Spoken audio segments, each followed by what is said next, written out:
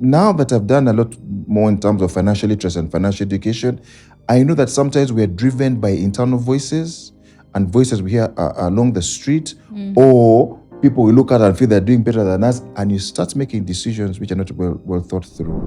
So I went through a season of about 8 months, no job, technically. I walked out of there and nobody asked me to leave. But also what I realized during that phase, you have to rediscover yourself. Many of us, the reputation we have and the identity is from the job. There's some people who want to make more money and they feel that it is the time to leave. Mine, I hit some rocks. When I left my workplace, I had some investments, and the investments were in Forex at that time, and it was giving me certain money. So I thought everything looked good, I could provide. One of the first things that also quickly came to me was that if you do not have something that you're doing to bring meaning into your life, just getting in money alone can just bore you. What helped me is that my wife worked. And one of the things that I appreciated most at that time, she did not tell me, she didn't tell me those things that you're supposed to be the provider. If she had told me that, I'd have collapsed. I'd been used to a salary, and a salary is like a drip. You're sure of the amount, and when it comes.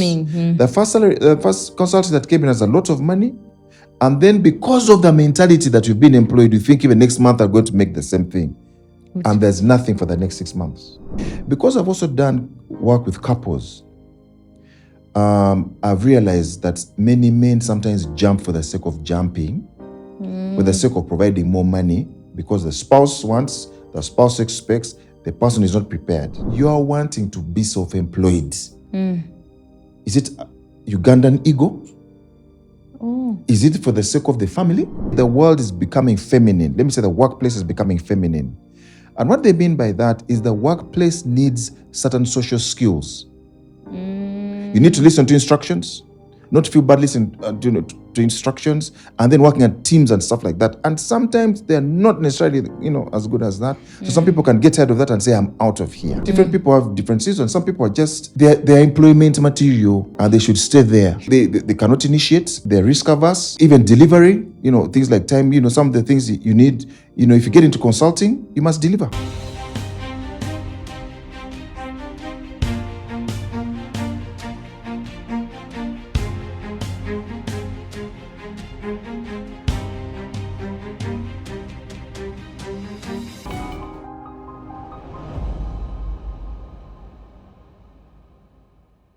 Today we are talking about men and the seasons. My name is Renate, your host, and I'm very privileged to host a dear friend of mine who is willing to take us through his experience and many lessons that he has learned along the way so that you and I can benefit. But mostly this episode is targeting men, okay?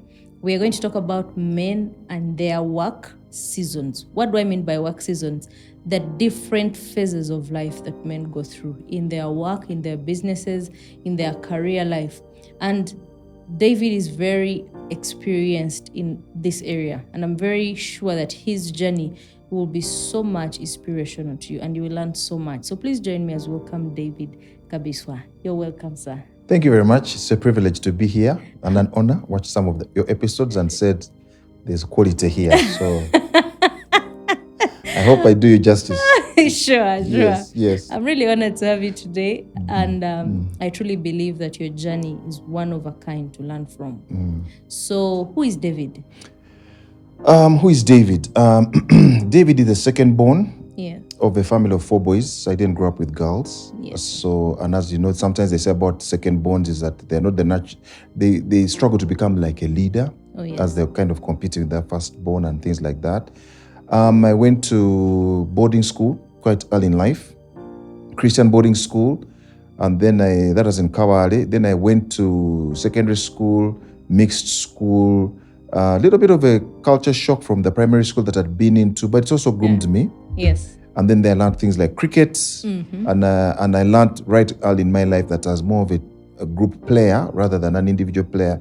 I preferred cricket and football to things like tennis, but as also a little bit of this kind of person that would keep analyzing who I was. In between there, I became a Seventh-day Adventist, so I missed out. Should I say missed out? So my trajectory of life was not the typical youth trajectory. Yeah. Then I went to university, and I spent most of my time in the Baptist church. And then I fell in love with working with people that were in need.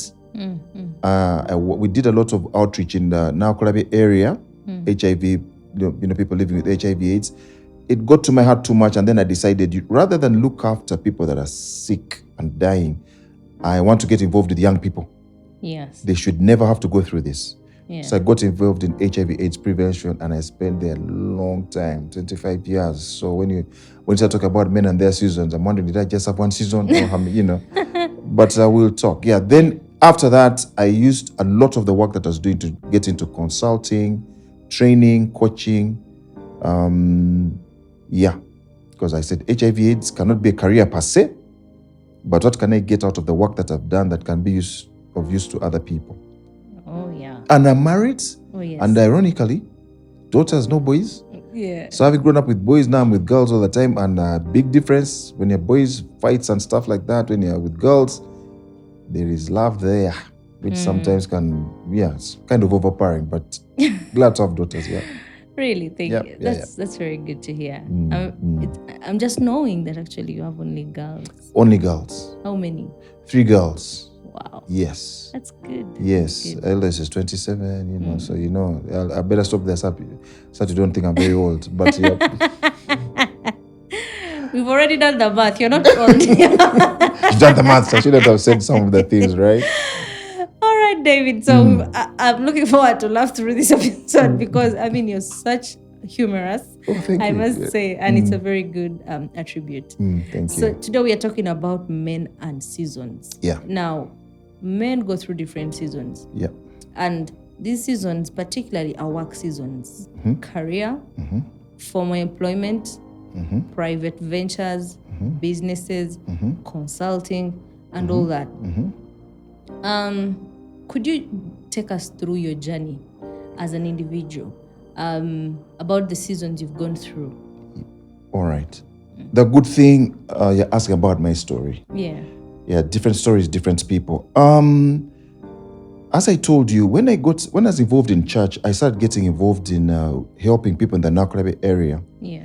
So I had a friend of mine who was working in HIV/AIDS related elements, and I told him, I'm interested in working with HIV/AIDS. However, I only want to work with young people, that area of prevention. That was so about 2 months later, I got a job. So I started, and then the first thing that I was told when I got a job, my parents, somebody told me the first salary is for the parents. Those sorts of, I don't know. There's no rule book. Unwritten rules. So of course, the first salary is for parents. They don't say what next, So after that, who said that? It was an auntie, So I said, okay. So I did the good thing. I gave the parents the money, and then other money I thought was mine. And then when you start getting your own money, you start feeling maybe I can make some contributions at home. I painted my room, but remember, it's not my house. Yeah. But now because you've got that kind of money, you kind of feel you can make certain decisions. So I was posted to Mbale, went there. And when I was in Bali, that's when I got married. And let me call that. Do the math. You have to do the maths. Okay. 1990. I think I went there in 1991. Okay. All right. Yeah. That's when I went to Mbale, got married. 1993. Moved with my wife there, and then I'd not done the homework. I'm in a job, and some of the job, as passionate about the job. And since I talk about seasons, sometimes when men get involved in working, the early years, they are just consumed by the job. Yeah. Here I am. She's moved from Kampala, knows nobody in Mbale. I'm in the field, sometimes even weekends, I'm in the field because we got to save the people of Mbale from HIV. So Saturday, whatever, me, I was also feeling I can't be bored here. I need to be up in the mountains. So we did a lot of work there. Then I was transferred back to Kampala. I'm getting older now. Then a season of children comes in. And so that season now also means more money. Yes. So sometimes you start thinking, what I'm doing here, can it handle? Okay, fortunate for me, it could handle. And when we came back to Kampala, my wife then got a job. All right. So she was also able to contribute. And for some time, it was almost like your money, my money. And if we have any needs at home, we didn't even quite have a system. All right. She didn't come from a family where they say the man is the provider. So therefore, there's pressure there. But I did have my own pressures. Then one time I started thinking, but I see people build. When do they start building? How do they start building? And even think about that. So, and I want to say that because now that I've done a lot more in terms of financial literacy and financial education, I know that sometimes we are driven by internal voices and voices we hear along the street, or people we look at and feel they're doing better than us, and you start making decisions which are not well thought through. But when we started building, and at that time, in my job, I used to go abroad every once in a while, so sometimes we'd get that money as well. So we built. Later in life, I realized maybe I should have built houses for rent rather than building a house for living in. Because suddenly I realized once you put all that money there and it's sunk there, it is sunk. True. You can't, it's not bringing you any rent, it's not giving you. So I've told people many times, if I knew then what I know now, maybe it would have been a duplex. This side you're getting Kamane, the other side you're, okay? Then after about 20, 25 years, I started feeling, I can't be in this thing this long, HIV/AIDS. So I decided my retirement date, I decided when I was going to get out. How I was going to get out, I told people, no farewell dinners and all that sort of thing. Let's go have a boot camp. After the boot camp, I say bye and we move on. So that's what I did. Had I prepared? Not entirely. Not entirely. But I left. I had like a small investment somewhere. It was getting me money in dollars. So I thought, this kind of thing, what can go wrong? Yeah, but it did go wrong. So I hit a wall. And then I started realizing, how does, one pick up their pieces? So I went through a season of about 8 months, no job. Technically, I walked out of the other one. Nobody asked me to leave. I walked out of the other one. I was just tired of being career HIV/AIDS. So that thing just got to my head. I said, I don't want. Did I answer? Okay, don't want this. What do you want? All right. So I went into 8 months of what I'd call a desert. Then the whole element of consulting came in. I used to be a consultant, but also what I realized during that phase, you have to rediscover yourself. Many of us, the reputation we have and the identity is from the job. Yes. So once I was not used to do the consulting, but as I felt uncomfortable and uneasy to do it on my own without an organizational label. Why? And I did consulting. And can I say that's where I am now? Do a bit of consulting and I do a bit of caretaking of an organization as well. Yeah, so seasons of life. One, there's the life cycle. Family life cycle determines you get into a job. Once you start marriage and family, some demands come in, and then other seasons come in when you also want, because of the needs, the age of the children, might also now start meaning that you want more money. And I think many people make decisions based on money. I was fortunate. Eventually, when I got into consulting, the consulting I was doing was abroad. A lot of it was in Francophone Africa. So I was earning in foreign exchange. So now I could also afford certain schools that I couldn't afford earlier and take it on from there. Yeah. Amazing. So here I am now.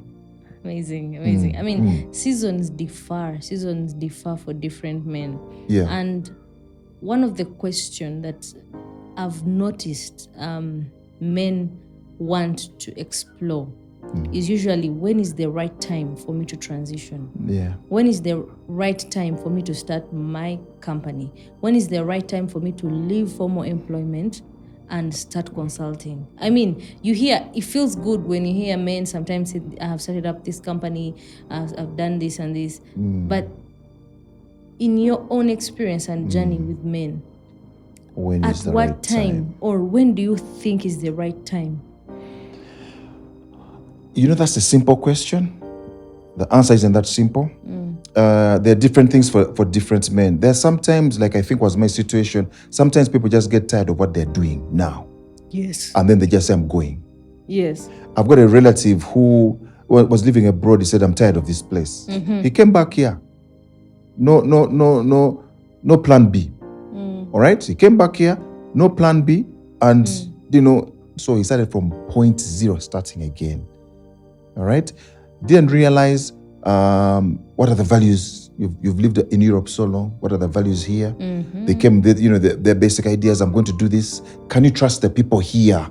to do. Can you trust the people here? What is the people's work ethic here? All right. There's some people who want to make more money and they feel that it is the time to leave. Yeah. That is one. But also some men, they say the world is becoming feminine. Let me say the workplace is becoming feminine. And what they mean by that is the workplace needs certain social skills. You need to listen to instructions, not feel bad listening to instructions, and then working at teams and stuff like that. And sometimes they're not necessarily, as good as that. So some people can get tired of that and say, I'm out of here. So the timing of that person, to me, depends on, okay, a man that's retired from employment and going to start his own thing had a mentor. And I learned this from him. The mentor told him, if you've got a side hustle that can raise 60 to 70% of your monthly income or your monthly needs, then jump. And the guy said, the balance, the shortfall that you have is the one which will motivate you to keep looking for more money. Yes. All right? Yes. That sounded good until you also understand who the guy is. He's self-motivated, he's a worker, he's a go-getter. So also those sorts of things come in for which season. Different people have different seasons. Some people are just their employment material and they should stay there. What do you mean by employment material? They cannot initiate, they're risk averse, even delivery, things like time, some of the things you need, if you get into consulting, you must deliver quickly. And some people can do that at the beginning. Then after some time, they get, taken up and, I'm into this thing. I want to be my own boss. Anybody who just goes into business to be your own boss, that's a red flag. You're going to go, you want to be your own boss, and then you'll not be handling. Sometimes that's the gist of be your own boss. Yeah. And I've met many people who that's the reason. That is not good enough. That's not good enough. You've got to have a skill. You've got to have something that you can deliver out there. Depending on how many children you have, you can take some risks. If you do not have many children, you can move in. But I also want to say caution. I know I took that journey, and I don't want to discourage anybody from taking that journey. But sometimes you've got to have something that you can deliver. You've got to have a product that you're going to sell. People that are into products will find it easier than people that are into services. Okay, services, consulting can flow long for a certain time, and then a season can come where, and then a Pharaoh who did not know Joseph comes. The people who make decisions in some of these places where you get consultants, they change. Yeah. All right? And then as you get older, you also get slower. Yeah, so there are things to, for me, I'd think that the best decision anybody can make to determine whether to move in and out, number one, first understand, who are you? What is your purpose? Where are you going? What lifestyle do you want to live? And then you go like that. Oh, wow. Thank you. Thank you so much, Mr. David.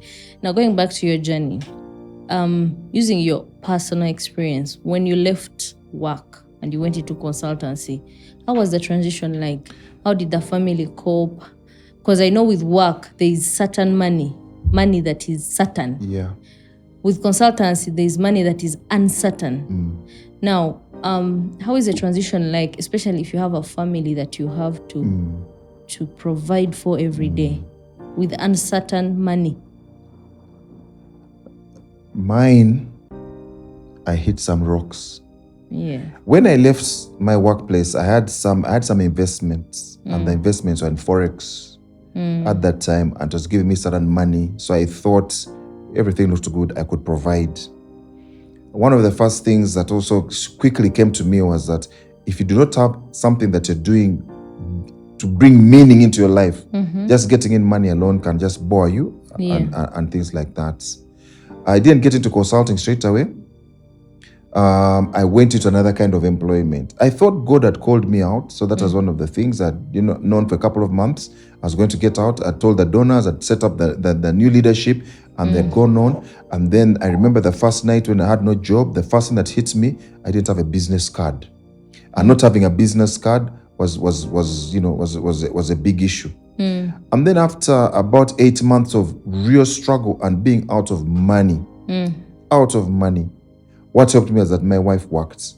And one of the things that I appreciated most at that time, she did not tell me, she didn't tell me those things that you're supposed to be the provider. If she had told me that, I'd have collapsed. I went through times when we didn't have electricity. I had to get electricity from the neighbor. Mm. Humiliating kind of things, but I suppose those are things that people have got to go through as they grow.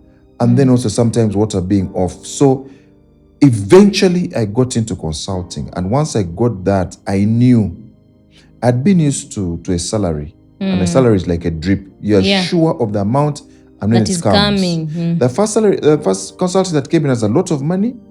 And then because of the mentality that you've been employed, you think even next month I'm going to make the same thing. And there's nothing for the next 6 months. So you've got to know how to handle those ups and downs. You have to be in partnership with your partner. You have to.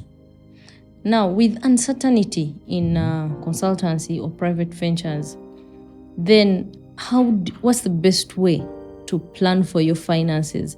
It's easy to plan for money that is coming end of month. It's very easy to know that end of month I'll do this, I'll save here.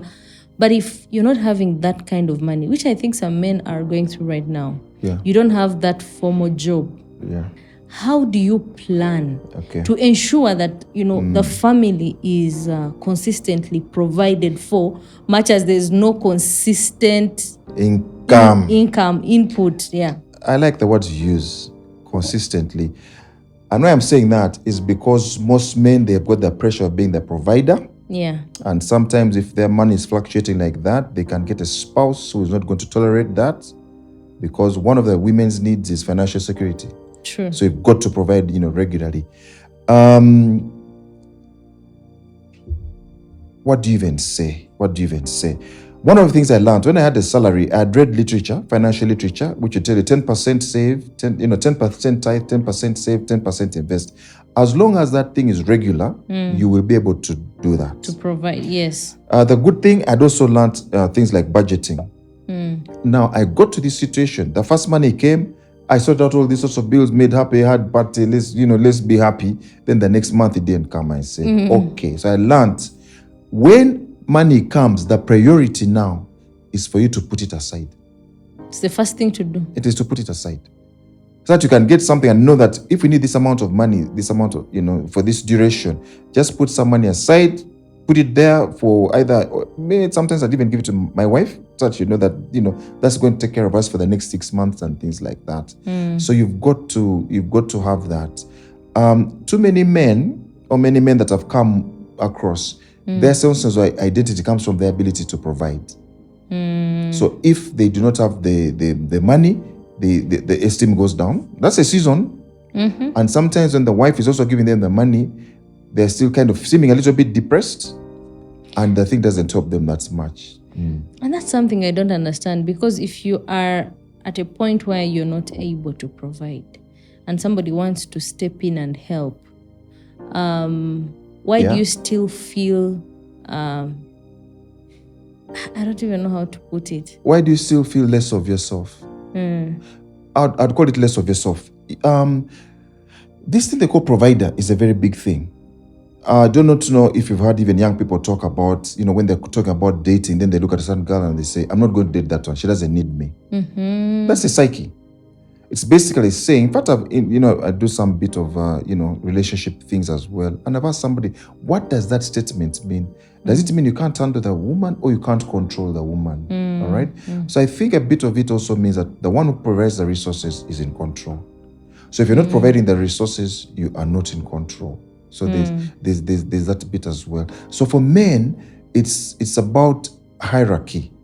So if I'm not done providing, I'm not in charge. Yeah. And that's what it is. Even if you've got a partner, you feel I'm not doing my obligation. Some cultures also tell the women that way. If the man isn't providing, he's not worth it. He's not a man. He's not a man. And if you're married, then some people feel you don't provide, you're not worthy of respect. You don't provide, I don't give you conjugal rights. So there are all those sorts of things. So our identity is so locked up in terms of money. And how we rate ourselves compared to even people we went to school with is money. Amazing. So now, when you leave work Yeah. and you start your consulting, Yeah. how did it go? How is it doing now, and how did it All right. go? Now, I needed to make a decision. Are you going to make a consultancy? As a company, are you going to be a consultant? All right.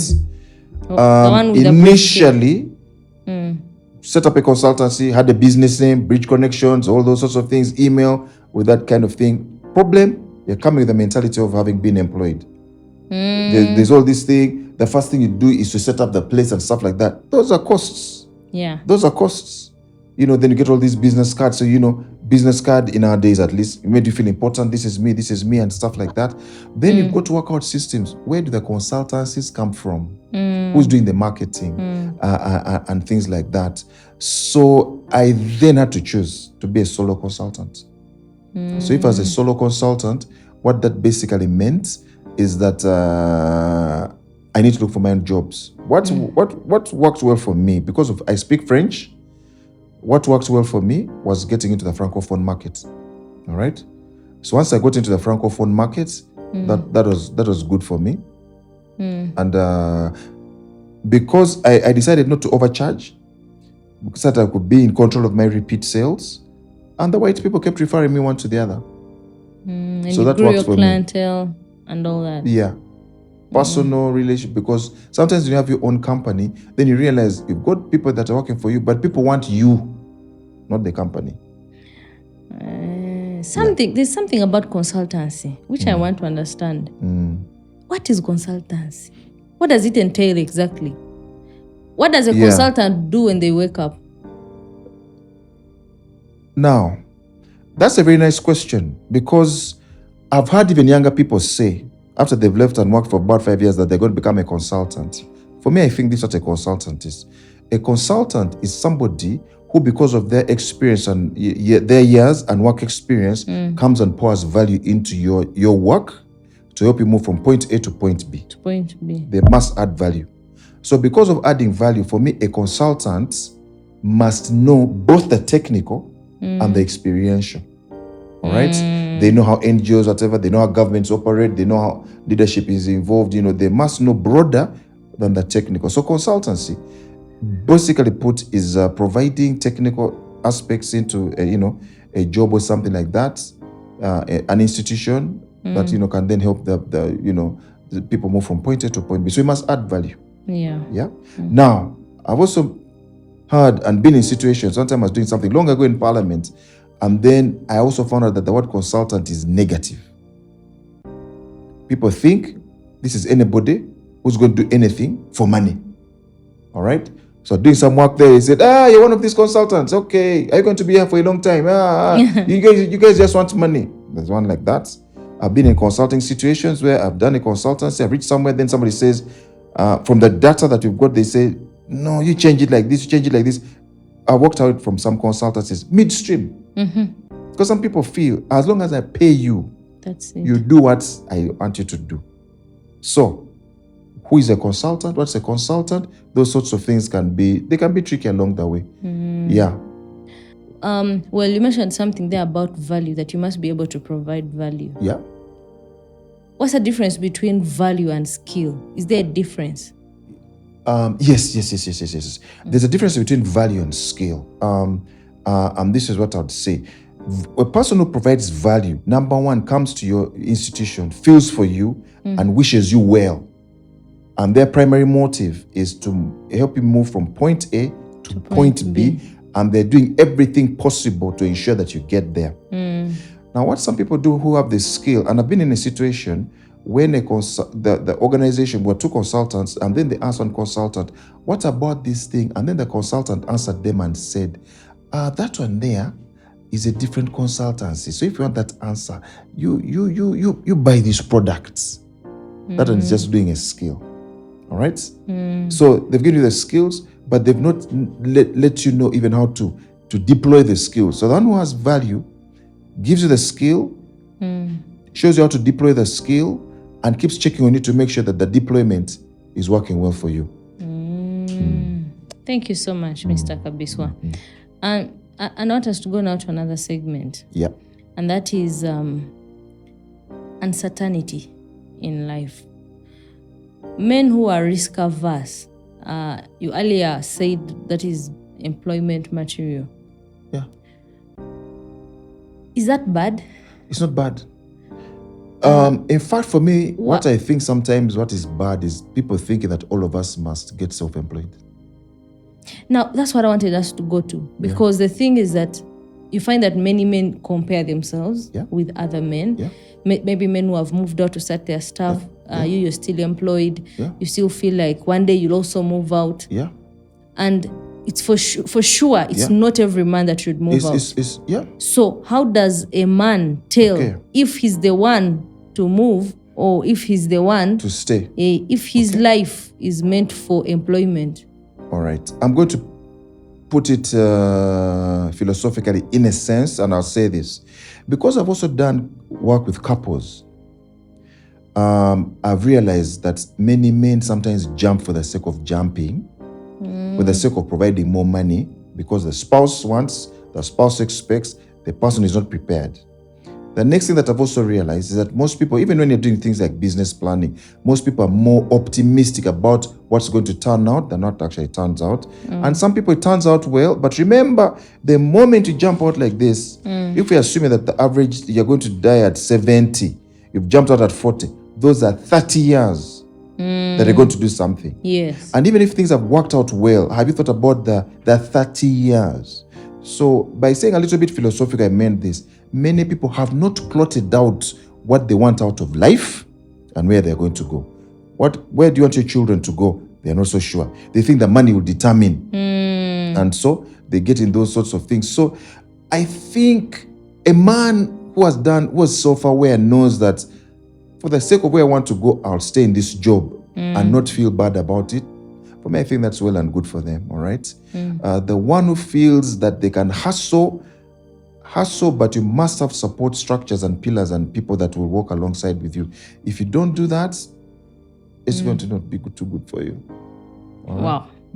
And I think that's very important to answer, because many want to find their purpose. Someone is like, should I move? Because also many who have moved out and hit rock bottom. And then these ones and can't get up. And there are these ones who stayed this side. They're not getting as much as they should get, but they feel like, I'm kawa here. You know? I think part of it is culture. Like many of those societies, by the way, that developed societies, people don't think about self-employment. They think about getting employed and they work towards retirement, and they think that they've saved sufficient amount of money to keep them going to the next thing. So that's why sometimes I ask, you're wanting to be self-employed. Is it Ugandan ego? Is it for the sake of the family? Is it because you've done all your thing, or you think that I'm going to get some good money and think that, you remember these things we used to many years ago, you know, in nursery school, and they lived happily ever after. Yes, those movies, tales. So people, they jump in for that. Now, I don't want to look like I'm discouraging those from coming from business, you know, because I've jumped and I've hit my things, all right? And I've counseled men who even want to take their lives because they're not, they're unable to provide. And I want you to know that a season comes when they're recruiting younger people. I've read to that season as well, when I'm looking through the newspapers and saying, there are no jobs. No, they are there. But they're not for your age bracket. You know what you mean? You know, there's 25 to 35 may apply, 25 to 35 years. There are no jobs. They are there, but the people don't want you. It also comes in consulting. You reach an age and you're slower. They don't want you. Have you built up resources? And then people go into, everybody wants to think, as long as I go to real estate, then, you know, that will take care of me. No. In fact, going back a little to consulting, what I'd tell people, become what they call a subject matter expert. Subject matter expert. Just get one thing, get known for that. Let people call you. Let it become your purpose. Even when you're 60, 70, they'll call you. You're not all over the place. You're not all over the place. Doing everything that comes in for your money. mind. No. You might look good. Things might look at the beginning. A friend of mine just told me a story the other day. And, you know, then the dad ran out of money. And when he had money, he also picked on another lady. Now when he ran out of money, he's stuck here. You must have a purpose. You must know yourself. So the biggest thing I would say, know yourself. Know your strengths, know your weaknesses, know your desires, your dreams, and where you want to take your children and your family. There's this thing I've heard that men have internal competition. It's very passive.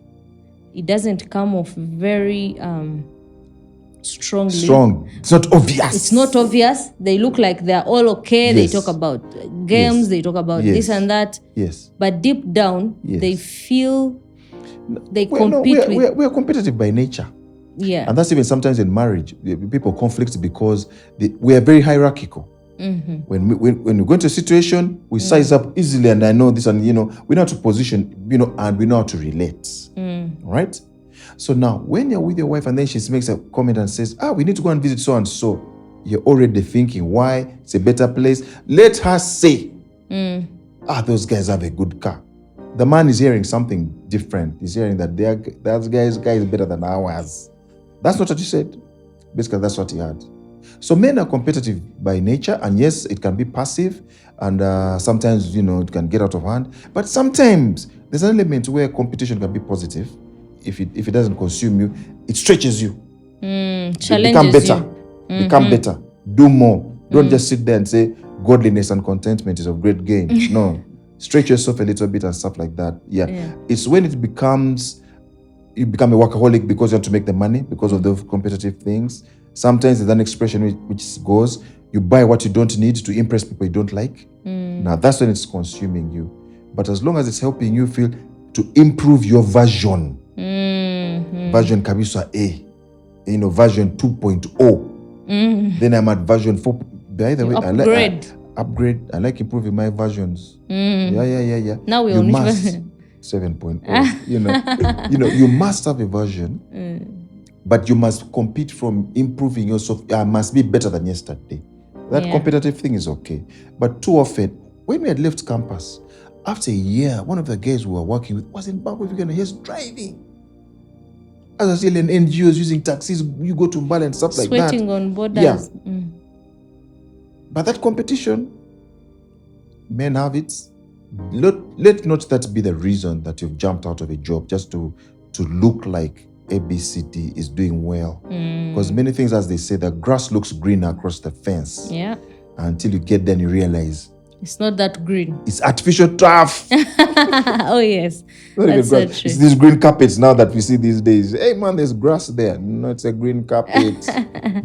I hear you, David. Now, I want you to speak to a man who is confused. And not that I'm missing my words, but they are confused with life.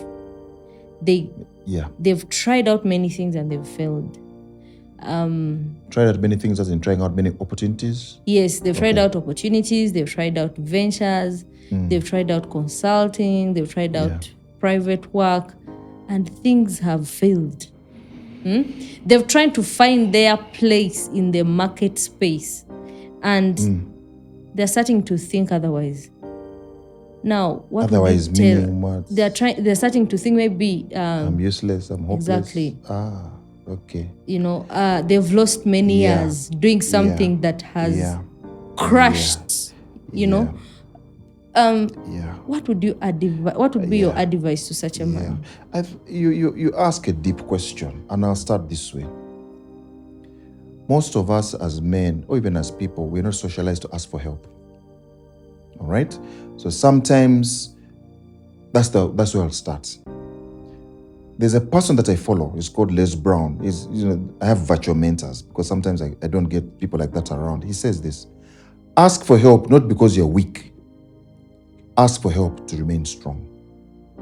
All right? Many times in our societies, asking for help is equated to weakness. So people quietly are going down. They're not saying anything. They're on their own, and they'll go down. And the moment you go down, now you start feeding your mind with negative thoughts. And those negative thoughts take you lower. For the one that has tried out many things, if you've got certain skills that people can tap into, but you fail to do it on your own, partner. All right? But if you're going to partner with people, be clear what skills you can bring, and be clear, because things have failed on your part, also you must have the social ability to be humble. Yes, all right? Yes. Because people can work with anybody as long as they've got social skills, emotional intelligence. Basically they will work with you. 2 or 3. Many times when you've been hit, you start taking, because men think a lot about being the provider, when they get hit, they start taking that as feedback, that I'm negative, I'm bad, I'm weak, and then they feed on that. Stop feeding onto that. You're more valuable than the output that you have. I'm saying it in a very simple manner, but it is very profound. Yeah. You must stop, because we all have two voices within us. There's one which supports us, and there's one which hits us. Amazingly, the negative voice is usually the louder one. Yes. And it even has data. Because we give it more attention. But even as data, it will tell you went here and it didn't work. You went here, it didn't work. Now you think who are you? No, you're more valuable than that. Yeah. But it's telling you it's quiet. You're saying no, but the data shows, that the quiet one is telling you you're a great guy. You made the image of God. The other one is saying, here's the data. Look at you. And that's what many men fall for. All right, and that's a very careful thing to stay away from. It might be late, but I'm hoping that they've been a partner with their wife. Because if they've been a partner with their wife, then the two of you know that you got into this marriage to go somewhere. Yeah. Not to just show that at the finishing line you will go and say, I provided all the time and she didn't put in any single shilling. Yay, I'm the winner. There is no competition like that. You are a unit. Yeah. But it's also important, I'll also speak to women. When a man is not doing okay, please don't quote those things of culture says you do, you're the provider, you crush him more. All right? One of the things that they say a basic need for men is respect. But in that respect, actually, underlying there is support. Yeah. The guy wants to feel supported. You do better next time. You do better. Keep going, and things like that. Men, sometimes they might also go for help. Go to a counseling, a situation, a coach where you can just talk through, get this thing off the chest, and then have some faith to have a new beginning. Those are some of the things that I could give. I would end this way. It's very context specific. If you've talked to somebody and you know their real context, then I can give better advice. So those are just generic tips that the person can use. All right. I think that's very candid. You mentioned something about women. I didn't want to go in that, but maybe we could just hint something about that. Many people were married. Wives truly usually want to support husbands. Truly. There are few that you find don't want to support. That is true. That's correct. But the husbands don't. Some husbands feel now comfortable with that support, especially if the support is a lot. You get what I mean? If like for example, the support if is money, yes, or the wife's parents or the wife's family. No. I'm talking about money. Yeah. If the woman that is bringing in money and it's a lot, you find the man is now okay. Yeah. Okay. They're a bit comfortable, and then at the end of the day, the women are more annoyed. More disturbed, and the marriage is on an edge. Because you're doing nothing or something. So, is that the best approach for men? For example, on a monthly basis, if you need, let's say, 3 million to run a home, and for some reason your wife can bring that money, what should that mean to a man? Interesting question. And I'll give you different scenarios. I've done some work in the area of Undeva. That's along Entebbe Road. And there we found that we found men at home and they'd sent their wives to work. And then the men were just there waiting for the money to come. And they had this particular thing. She's my wife. I did bride price. And even some of them were not really, technically married. And we've had other situations where women say, don't help a man. If you help a man, he becomes lazy. All right? Yes. So I hear you. There are those sorts of spectrums. Predominantly, the man's role is to provide financially, provide emotionally, provide guidance. But very often, we have limited it to providing financially. Now, when a man, and we also have this problem, when people get money, sometimes they start living lifestyles of, now I can get another partner. All right? So a lot of money, people having money means I'm in charge, I can do what I want to do. We also had in the HIV/AIDS arena, there's one time when the statistics also came out that the richer women were having higher incidences of HIV/AIDS than the poorer one. When they went into more detailed study, they also found out that the reason for that was that the women, when they got money, they felt I can also choose. Yes. Now, getting back to this thing, Men and women need to talk. Women are better talking and sharing and partnering than men are. So even when you're going to put in that kind of money, talk and agree for how long. All right. I know in places like the UK, and I've seen those things where societies have now changed and they can be what they call a house husband. All right. That's when a woman has more money and the man has chosen that my contribution now is going to be, we swap roles. Okay. That is also coming. I read a book just the other day, and there's a statement in there and saying that the workplace is going to become more feminine, because even the social skills they need there. In fact, the book said it this way: "Woe unto you who has been trained with masculine, testosterone tendencies." The workplace is becoming more of cooperation, team building. They lead at team leadership, not a top down and things like that. So if we as a couple don't talk, there are going to be problems. Yeah. But I also think that when women and men talk about and the woman is supporting, let's be professional in the terms of how we do it in the workplaces. Let's talk timelines. Let's talk timelines. Let's talk indicators in terms of, I'm doing this for this duration while you're doing A, B, C, D. Let's work together. Yes, don't let somebody get comfortable. Yeah. I do not know how you can force them not to be comfortable, but sometimes there's got to be certain parameters that are guiding even that contribution. But the men have to talk. They've got to learn to talk. All right. But I also let you know that sometimes where the world is going, many men might not be able to provide entirely. What do you mean? When men get hit, sometimes they go down. Now, if you're out of job, what are you going to do? Are you going to go and now start constructing? Are you going to start building bricks and stuff like that? They say a woman can never see her children go hungry. If it means that she used to work in a bank, and now she's going to go and do muogo, she'll go. And then some guys, people feel and they carry this kind of self-esteem. It's below me. It's whatever. But we've got to read the way the world is going. You've got to have social skills. You've got to have emotional skills, especially if you're not into these technical things like you're an engineer, builder, and stuff like that. Even in those places where ICT and stuff like that, it's becoming very, very important that people have those sorts of skills. But I'm telling you, the day is coming. I was just reading, I'm doing some course somewhere. I was just reading, even the percentages of women in the workplace globally are increasing. In some places, 56%. Now, if a country can start having a house husband, you know that they've read a reality in their situation and they're comfortable to swap things like that. But that comes with its own challenges and disadvantages. Yeah, I can imagine. Yeah. But men, if you can't do it on your own, team up.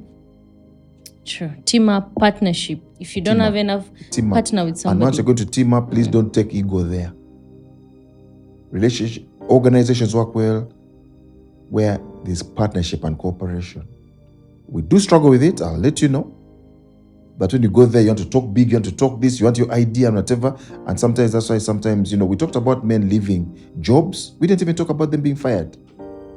Oh yes. Sometimes they're fired because you're bad company at the workplace. Yeah. And I think that hits. That hits in a worse way because you actually don't know. Because you've been rejected. Oh yeah.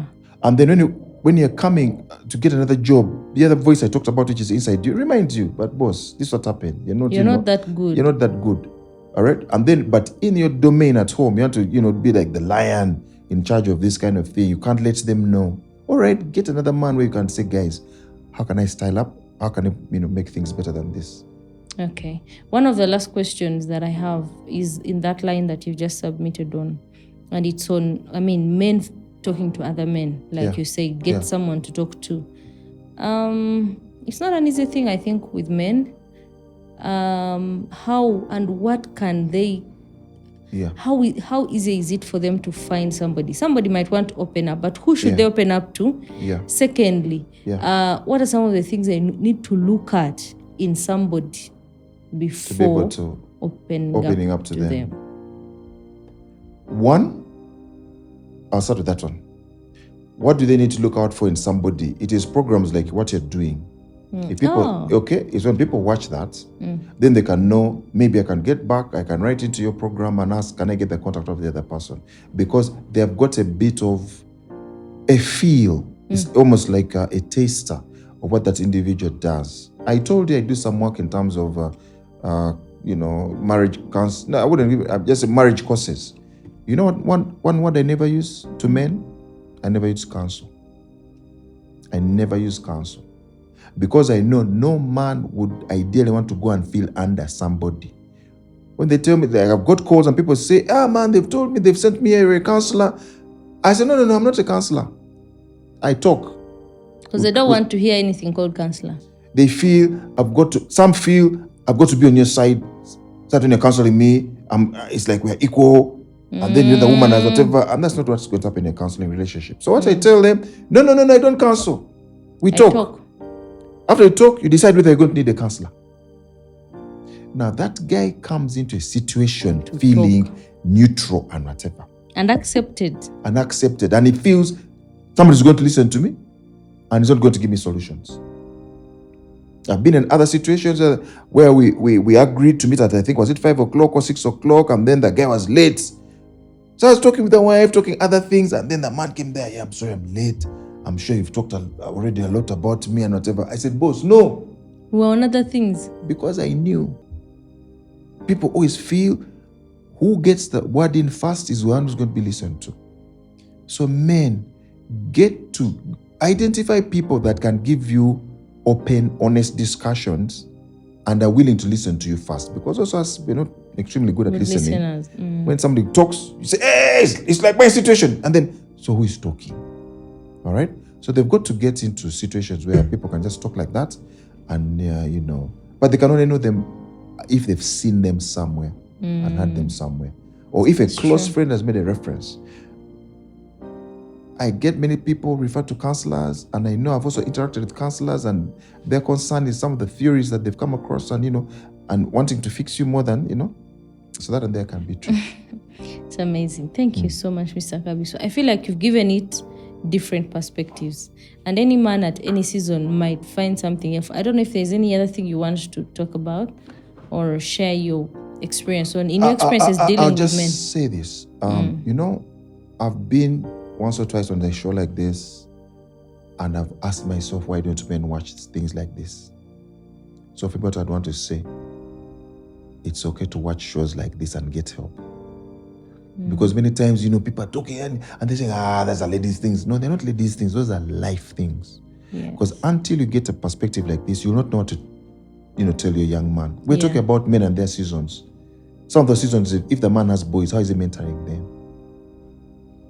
Is it going to be money? No. So for me, I'd think that learning and continuous learning is a strength. And I'll repeat and maybe conclude with that. Ask for help, not because you're weak. Ask for help to remain strong. Wow. I think that's very simple and clear. That's it. Thank you. You're welcome. Thank you so much, Mr. Kabiswa. Thank you, Renate. It's always an honor listening to you. To be on this show. Yeah. And another time also. Right. Yes, it's I'll really put an that honor. in. All right, it's really an honor to have you today. For me, I always enjoy listening to you because you bring so much life to a conversation. Thank you. That sometimes can be hard. And I think that's what talkers do.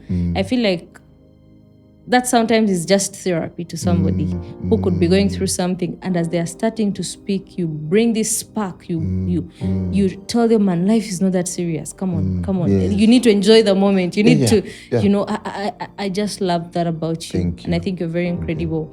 I mean, talking to men. Yes. So thank you so much for your time. I truly hope that, you've learned something here, and please let us know what you've learned in the comment section. Together, let us become better. Okay? I like that. So, Amen till to next that. time, bye-bye.